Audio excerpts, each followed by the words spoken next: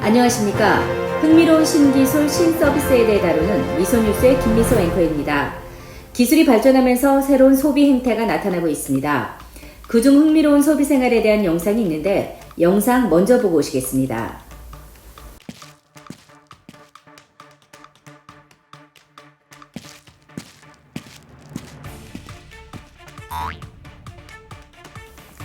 이 영상을 보시면서 계산을 왜 안 하지? 라고 생각하실 분들이 계실 수 있습니다.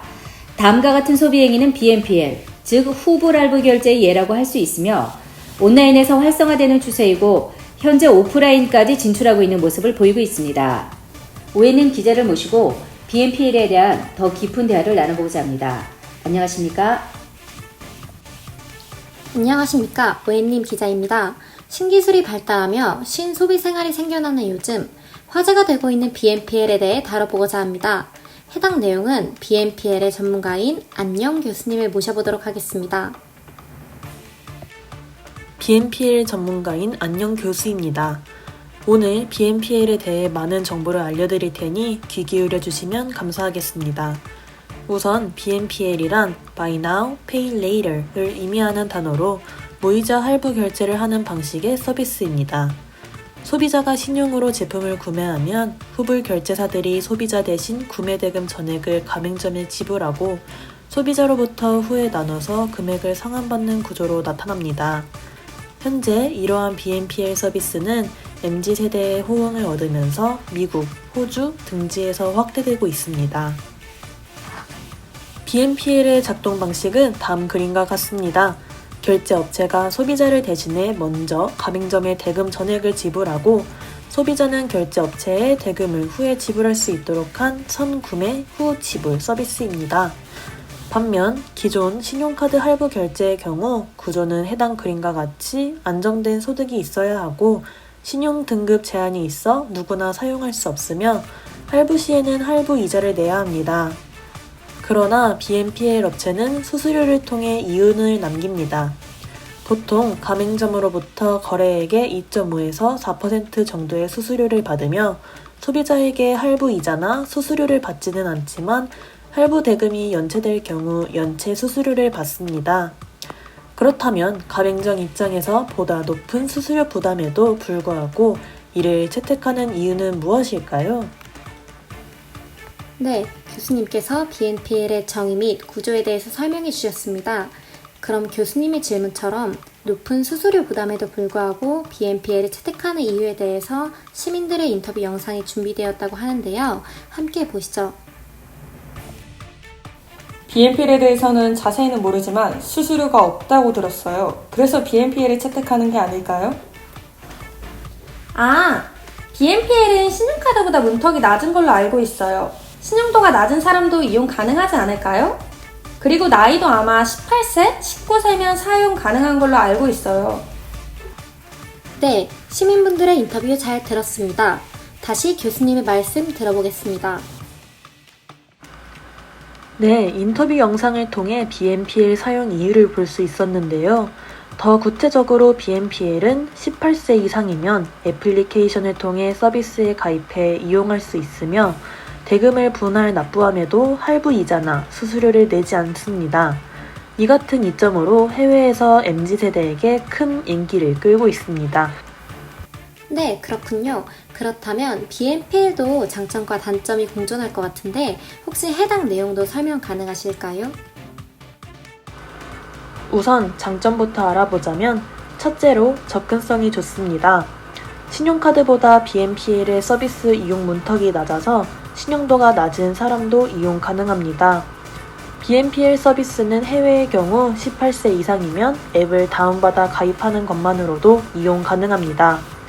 다만 우리나라 N사의 경우 현재는 만 19세 이상의 연령 제한이 존재합니다. 나라마다 그리고 기업마다 다를 수 있으니 해당 내용은 주의 부탁드리겠습니다. 두 번째로 할부 구매의 가능성이 있다는 것입니다. 호주처럼 신용카드로 할부 서비스를 이용하지 못하는 국가에서는 할부 서비스를 이용할 수 있는 방법으로 BNPL이 유용합니다. 마지막으로 정보의 투명성이 높다는 것입니다. 서비스 이용 금액을 매우 명확히 제시해 기존 신용카드와 같은 금융 시스템보다 신뢰를 줍니다. 예를 들어 할부 이자를 정확히 계산해서 일정 시점마다 갚아야 하는 정확한 금액을 알려줍니다. 반면 단점도 당연히 있겠죠? 첫째로는 앞서 언급한 것처럼 신용카드에 비해 수수료가 비싸다는 것입니다. 일반적으로 BNPL 서비스는 2에서 6%의 거래 수수료를 받지만 기존 신용카드는 2에서 4%의 수수료를 받습니다. 둘째, 과소비의 가능성이 있다는 것입니다. 마치 공짜돈이 생긴 것 같은 착각으로 과소비 가능성이 높아집니다. 이는 우리나라 할부 서비스가 도입된 후 나타난 사회적 부작용과 비슷하다고 볼 수 있습니다. 마지막으로 연체 수수료로 인한 개인 부채가 높다는 것입니다. 금융 서비스가 아닌 기술 서비스로 당국 규제의 사각지대에 속합니다.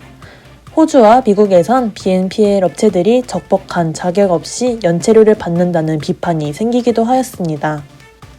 그렇다면 이러한 BNPL이 과연 한국에서도 활성화될까요? 앞으로의 국내 전망은 어떤지 예상이 가능하신가요? 설명 감사합니다. 교수님께서 마지막에 언급해주신 전망에 대해 언급해보자면 당장은 한국에서 BNPL이 해외처럼 활성화되긴 어려울 것 같습니다. 일례로 BNPL 서비스가 널리 쓰이는 호주에는 신용카드 할부 개념이 없습니다. 이런 할부 서비스가 필요하던 차에 신용 확인 절차 등 간편하게 그리고 무이자로 이용 가능하니 소비자들이 몰렸습니다. 반면 우리나라에선 상대적으로 신용카드 발급이 쉽고 카드 무이자 할부 행사가 자주 있는 모습을 볼 수 있습니다. 다만 국내 플랫폼들이 후불 결제 서비스를 선보이고 있어 변화를 지켜볼 필요가 있어 보입니다. 해당 변화는 다음 표를 통해 보실 수 있습니다. 앞으로의 국내 BNPL의 전망을 4가지로 정리해보면 다음과 같습니다. 첫째로는 국내 후불 결제 서비스에는 해외 BNPL 서비스 핵심인 분할 납부 기능이 없고 금액이 소액인 30만 원이라 아직은 해외와 같은 인기를 기대하기 어렵습니다. 하지만 금융위의 규제 내용에 따라 후불 결제 시장의 확장 가능성이 열려 있으므로 금융회사와 빅 핀테크사는 해외 규제를 검토하고 선제적으로 대응할 필요가 있습니다. 다음으로는 향후 금융상품, 서비스 이용의 잠재적 고객이 될 MZ세대를 후불 결제 서비스 제공으로 금융 플랫폼에 흡수시켜 미래 성장 고객 기반을 마련할 필요가 있습니다.